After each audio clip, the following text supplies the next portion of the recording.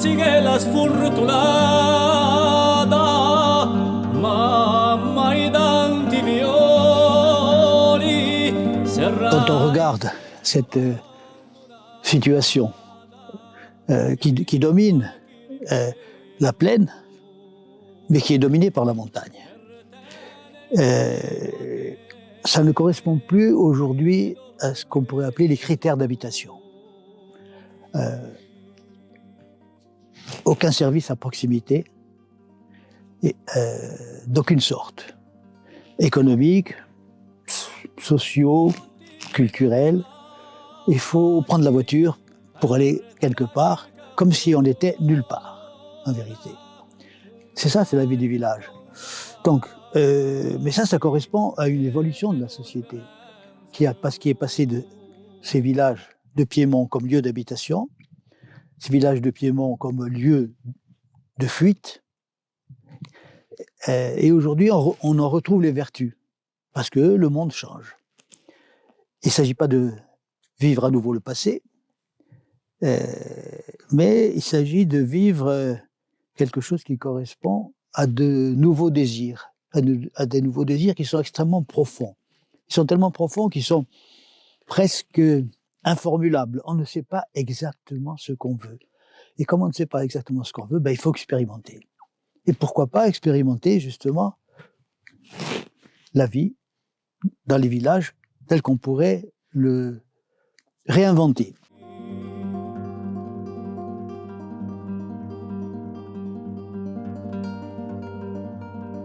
Donc, il y a déjà quelques années que mon vieil ami Richard Renucci, qui se trouve être le beau-frère du maire de Lugudunaz, me dit « Tony, il faut qu'on fasse quelque chose à Lugudunaz ». Je dis « Mais pourquoi Lugudunaz?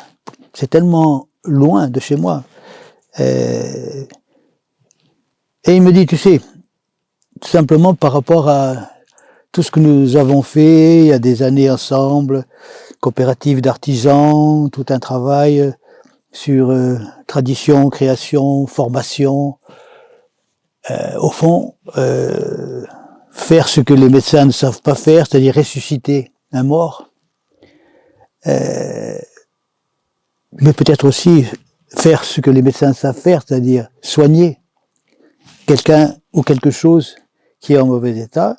Et donc je suis venu à Lugudunaz sans projet, sans contenu.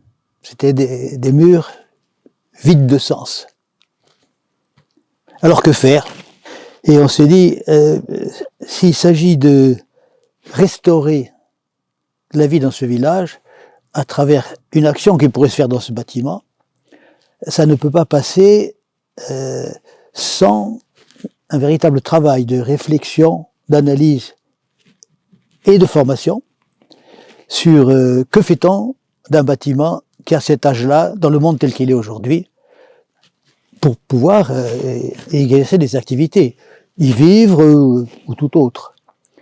Et c'est là qu'on s'aperçoit qu'on est en manque absolu de compétences, que les savoirs anciens qui pourraient être utiles sont oubliés, que les savoirs nouveaux s'intéressent à autre chose, et que là, il y a un vide structurel en termes de connaissances, et surtout en termes d'expérimentation. C'est pour ça que notre première action a été de dire il faut réfléchir à faire, au fond, du contenant, la bâtisse, le contenu, c'est-à-dire la recherche et la formation. Et on se dit, il faut que cette maison devienne, d'une part, pendant la construction, la rénovation, un chantier école. On va expérimenter ces techniques. Comment transporter ces constructions du passé dans le monde du présent, et peut-être même du futur. Par quelle technique, par quelle pratique. Et donc, que ce lieu soit restauré dans le sens où il pourrait devenir une maison des compagnons, c'est-à-dire un endroit où les savoirs se concentrent, où les savoirs se concertent, puisque nous sommes dans un projet qui a l'air impossible. L'idée de faire quelque chose ici, quelle que soit la forme, dont on ne savait rien au tout début, c'est un petit peu comme chercher le mouton à cinq pattes. Je dis, nous l'avons le mouton à cinq pattes. Sauf qu'au lieu d'être un mouton, appelons-le lion. C'est mieux. Et en même temps, l'image terrifiante du lion, roi des animaux, elle est adoucie par le fait qu'il tient une fleur dans une de ses pattes et qu'il était très facile de l'utiliser en le modernisant en quelque sorte, en le rendant de plastique à graphique pour qu'il devienne le logo de ce projet Petra Viva, la pierre vivante. in curis canto in pace.